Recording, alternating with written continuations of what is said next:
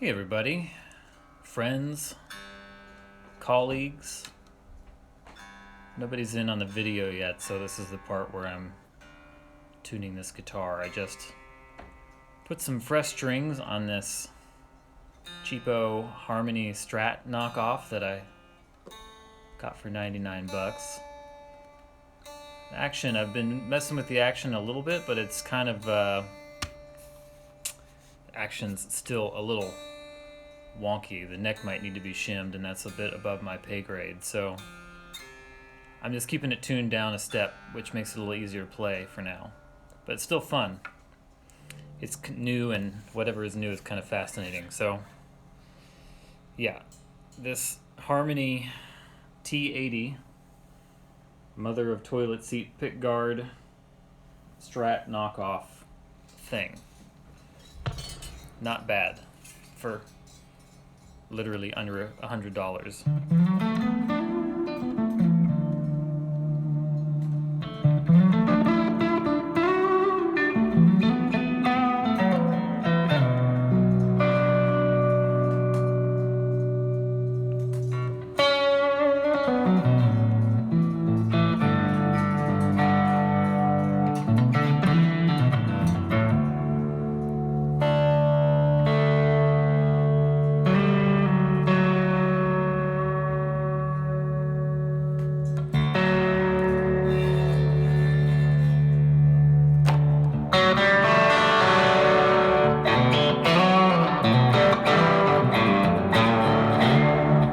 Everything sounds a little cooler through the stereo Tallbird spring reverb, though.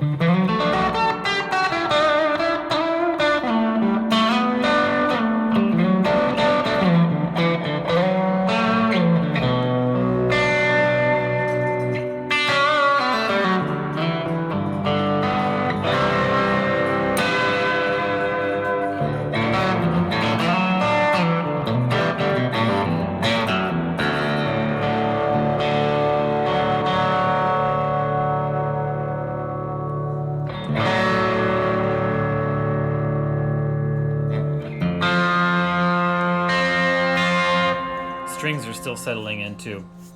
I put a set of these Scalar pure nickel 11 through 48s that I had sitting around. So things are still settling in. I don't know if you can see the action kind of flies away as it gets up to the top, so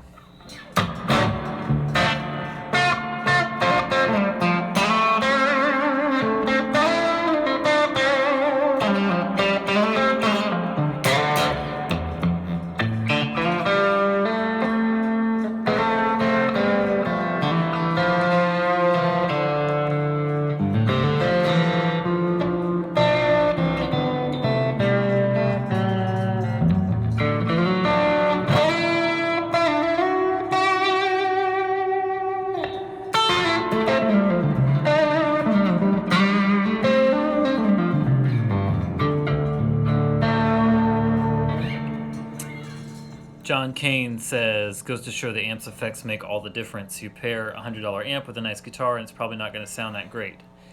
Yeah, I think, it all matters. And I think that I've played a few of these particular Harmony models before, and they're not bad. There was a cool one a number of years ago at Emerald City Guitars that someone had put a bunch of weird pickups in and kind of did the Cooter Caster thing too. And my buddy Joey Bradshaw bought it.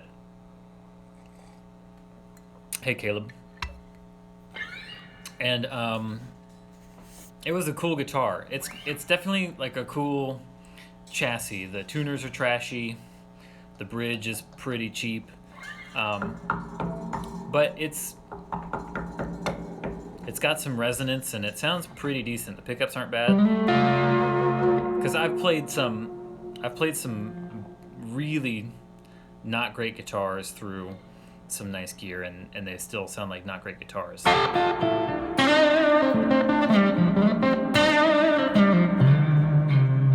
But I mean, in general, I would take kind of a subpar guitar through a nice rig as opposed to a really nice guitar through a, I don't know.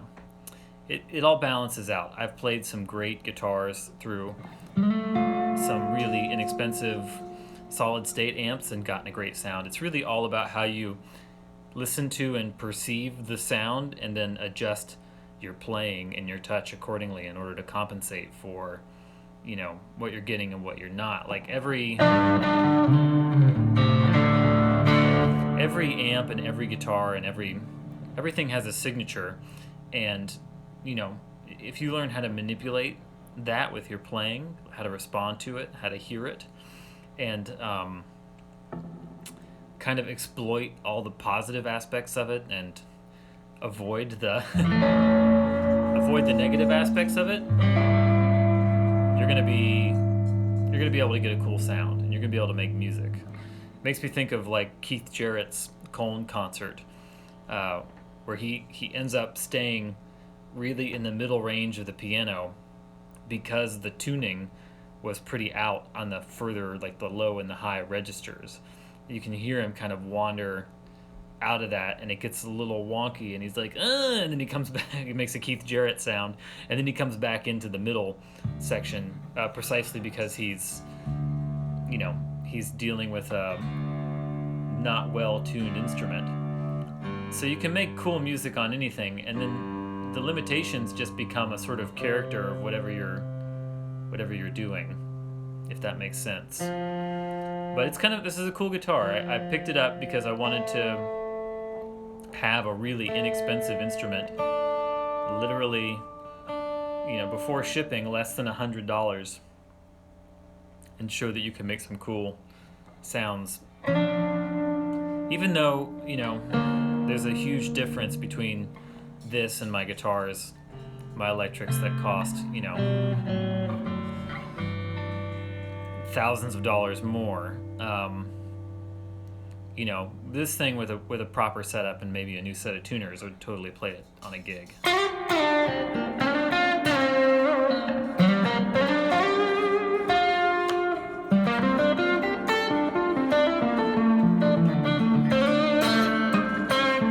Hello.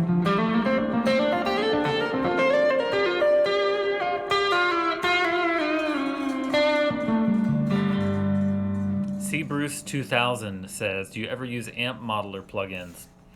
Sometimes. I've used a bunch in the past. I used Guitar Rig quite a bit for a season. I'm trying to think of what other ones I've used. Some of the Softube modelers are good. I got out of that and into using a Torpedo 2 Notes cab emulator. So it was like a digital cab and microphone modeling piece of rack gear that you'd plug your amp straight into out of the speaker output of your amp, and it would put a load on it, and then you could record silently. I used that for a long time and thought it sounded really good. And then lately I use the Fryette Valvulator GPDI. So it's an actual tube amp, like a 1 watt tube amp that has a cab emulator and I think sort of a reactive load. It behaves as though it's attached to a speaker because amps behave differently based on what is called the variable resistance of the speaker. So depending on what frequency range and how loud, the speaker interacts with the amp circuit, causing it to behave differently than if the amp were just plugged into like a normal resistor-based load. So I use that for all my direct stuff, which I like because there's no latency since it's just an analog device, and it sounds really good. That's what I'm playing through right now. I'm playing through that through my studio monitors, and I have a little bit of my Benson Amps Tallbird Studio Stereo Spring Reverb on it, which is a really beautiful way to play guitar, to sit between the speakers. But, if I were in the amp modeling game right now, I would if I were going in the computer, I would probably look at Universal Audio's stuff. They have that. They have a bunch of. They have that cool Tweed one I've never used, but it looks great. Their OX thing that you plug your amp into looks really cool. Or I would probably look really closely at the latest Line 6 Helix stuff if I were looking for a standalone unit for amp modeling. I think in a recorded mix, you can't tell the difference between that stuff and a real amp. I like playing through a real amp because of the feel of it and the experience of the sound in the room that I'm in.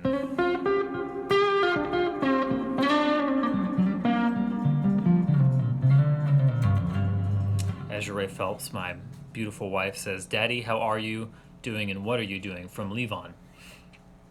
Hey Levon, it's me, Dad. I'm in the studio right now and I'm talking to people on Instagram about guitars and whatever else. We can talk about coffee. We can talk about running. We can talk about my continued search for time management.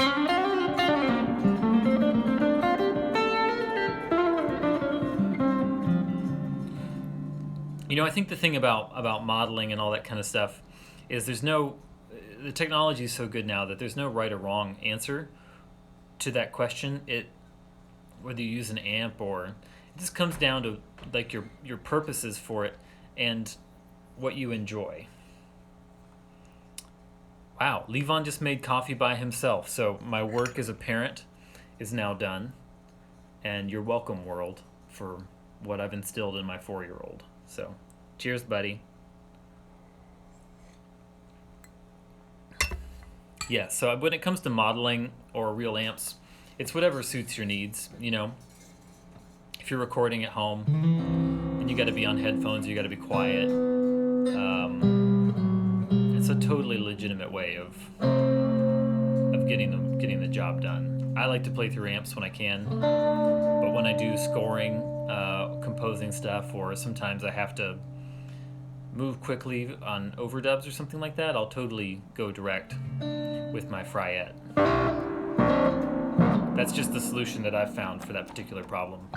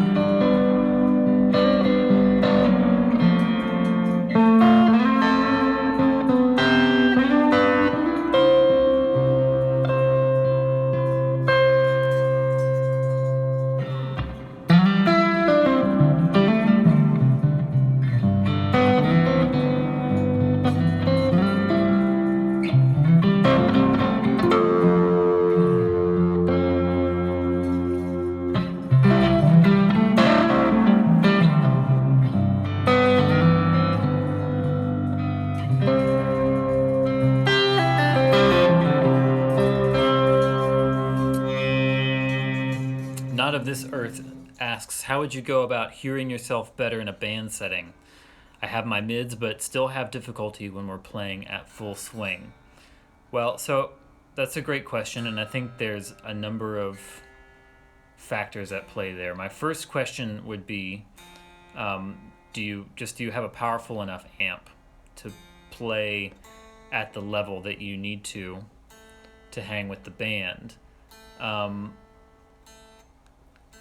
and if you're using a lower powered amp, I mean, if you're playing in like a rock band, a drummer can easily overpower something like a Princeton Reverb, and maybe even a Deluxe, or a comparably powered amp, if they're if they're an excited drummer. So, if you don't have a loud enough amp, are you miking and using a monitor in some way? Sounds like maybe not. If you're not using a monitor, is your amp loud enough? Is the speaker pointed at you?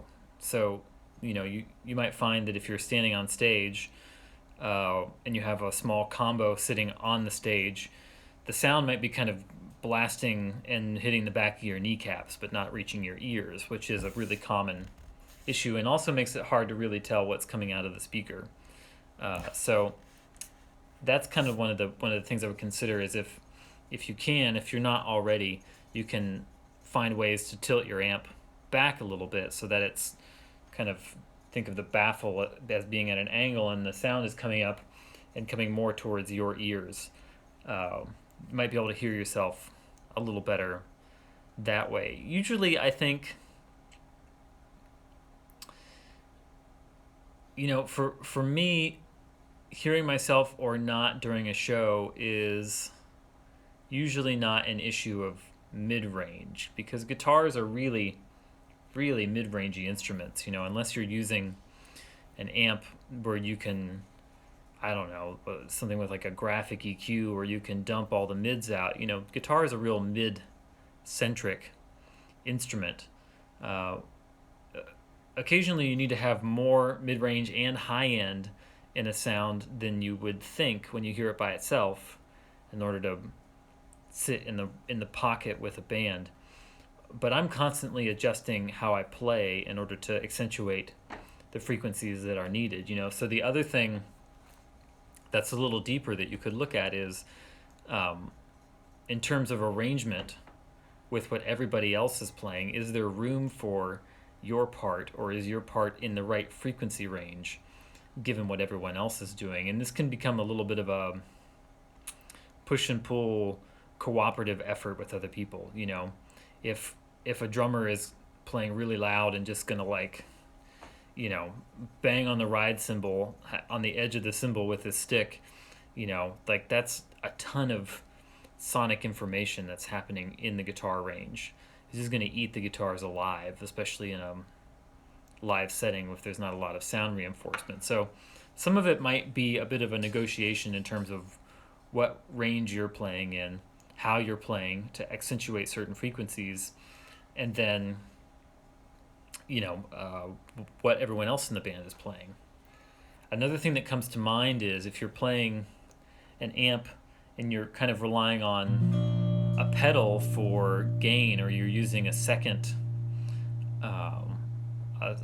channel for louder sounds, you might need to ask if it's really getting louder or if it's getting loud enough.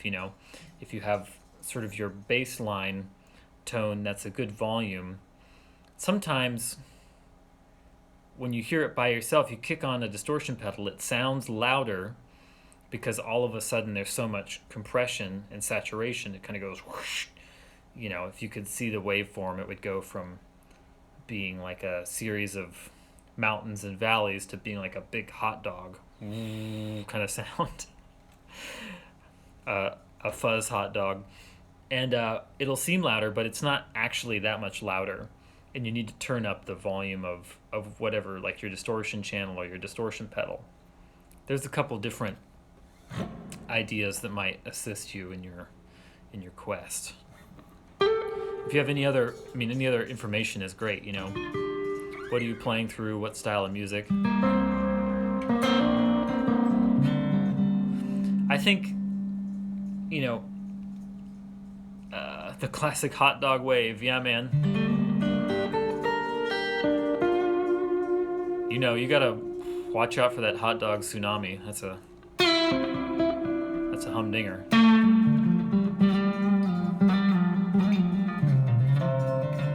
I think, least 70% of the time, being heard in a band context is not so much an issue of whether your sound has a certain frequency or not. It's an arrangement issue. So yeah, 100-watt Behringer combo amp, and we play hardcore. So you're probably competing with a really loud drummer in that style of music, which is fine. That's an aesthetic choice. Probably bright cymbals. Does that amp, can you tell me if that amp has 2 channels, and do you switch back and forth, or do you use a distortion pedal for your distorted sound?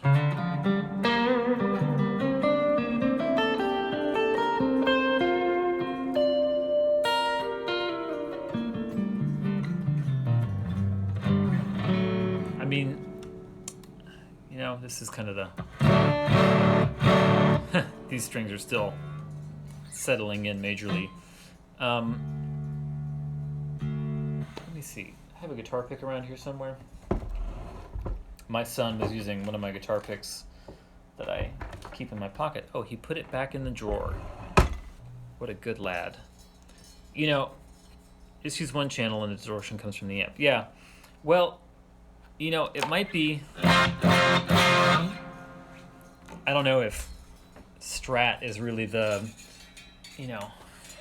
A couple of thoughts. So, you know, the amount of distortion, how much saturation that's going on, can be a topic of exploration, because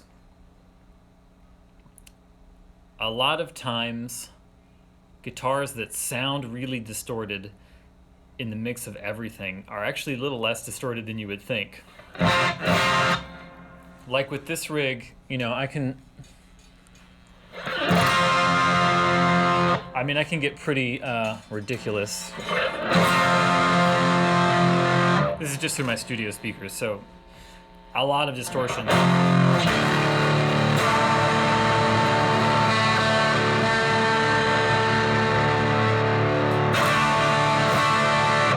And the thing is, the more distortion that you have going on, the less actual note definition. You know, the actual harmonic or note content of what you're playing starts to get masked, and it gets a lot more just fuzzy. The sort of texture of the sound begins to take over. So if you're playing with a ton of distortion, that's kind of what you end up hearing a lot of the time, is just, wow, this is really distorted. So things that you might try are hanging out on the bridge pickup more, which is going to have more high end, more bite, and more attack. It's going to kind of push through the distortion sound, and maybe try dialing the gain back a little bit. You know, what sounds good and powerful in the, you know, by yourself might not speak in the mix. And a lot of times, you know, it's like something that everybody does when you kick on the distortion. It's like, wow, more is more cool, right? You know, more sounds more powerful. You might need a little more actual overall volume. Then you play dynamically, or use your volume control to quiet down when you need to, which I don't know how often that happens in your hardcore band. But when you're playing loud, a little less gain, less distortion equals more impact and more transient attack to the note, and that might help you compete with the drummer. So yeah, I mean, if you've got the mid-range in there, you're not just playing a real scoopy, you know, like death metal sound. That's good. Look at some more high end, maybe. Examine how your parts fit into the mix of what everyone else is doing. You know, and if there's not, this is more complicated, obviously, because it involves your band members. But if everybody is not playing cooperatively or thoughtfully, you know, like what the bass player and whoever else in the band is doing. What's up, Arturo? If they're not playing cooperatively, then it'll be hard to hear anything. So make sure that everyone's like got a part and a place of the frequency pi picked out that they can live in, and then experiment with less distortion. You know, if you're using a lot of gain, if your sound is like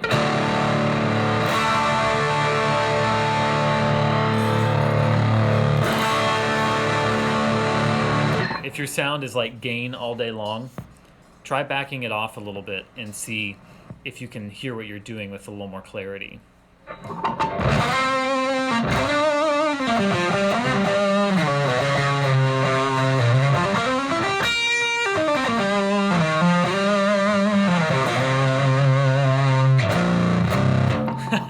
I barely ever play with this much distortion. This is like full on the Fryette GPI.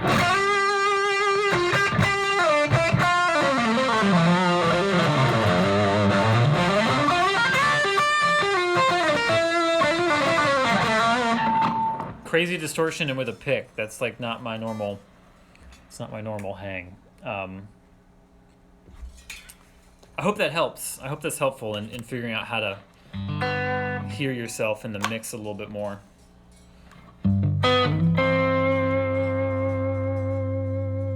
It can be a battle, and you know, it's hard. But the hard thing is, it might be that someone else's drummer or the other guitar player or something is playing in such a way that eats up all of your space, and you have to have thoughtful arrangements as a band.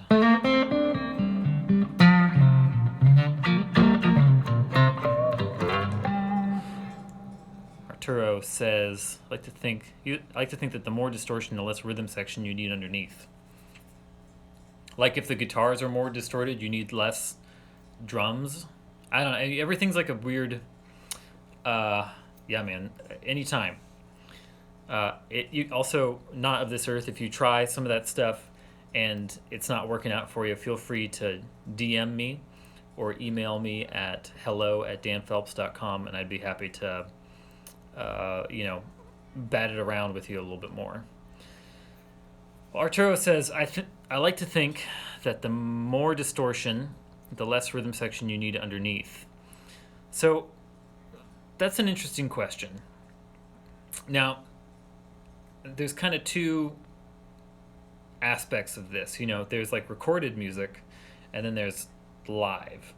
And live is a really wily, depending on the sound of the room, how large it is, what's the sound system like, I mean, every room has a different acoustic character, right? So you're going to run into all kinds of weird anomalies. Like, I did a tour a long time ago. It was a big tour. Everyone was on in-ears.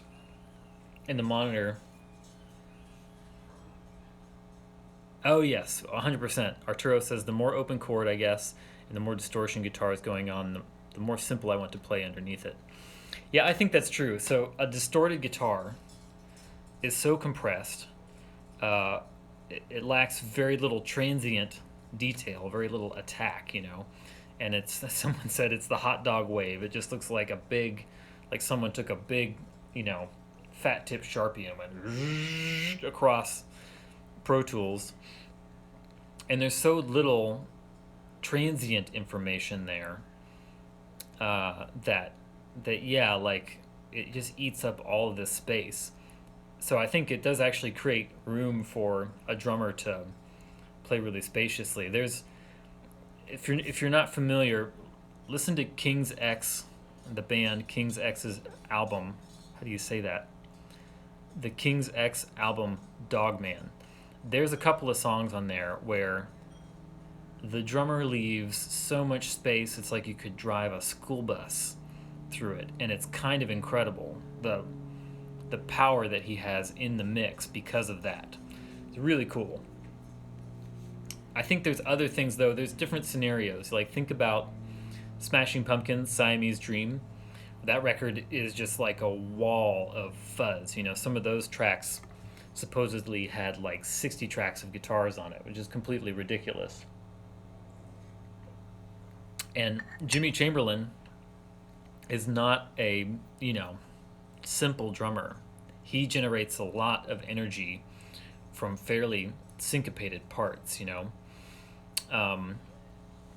But But the thing that's going on there is like, especially on the recording, his drums, like the kick and the snare and stuff, like everything is super focused in terms of frequency range, and dialed to punch through those walls of guitars. So it doesn't, you listen to it, it doesn't sound like a great drum sound. It doesn't sound like John Bonham or something like that.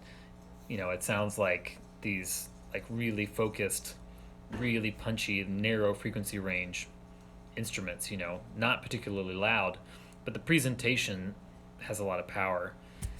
Um, but yeah, that all it all depends. Like I'm not as familiar with early Black Keys stuff.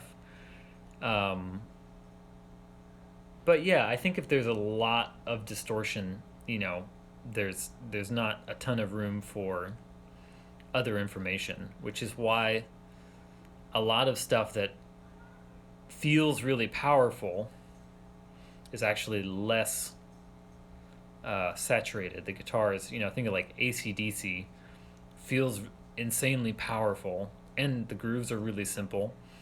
But there's a lot of transient information in those guitars because they're not as distorted as you would think. They're just really loud. You hear like speaker cabinet and guitar speaker distortion, and they're played in such a way that it makes it feel really powerful.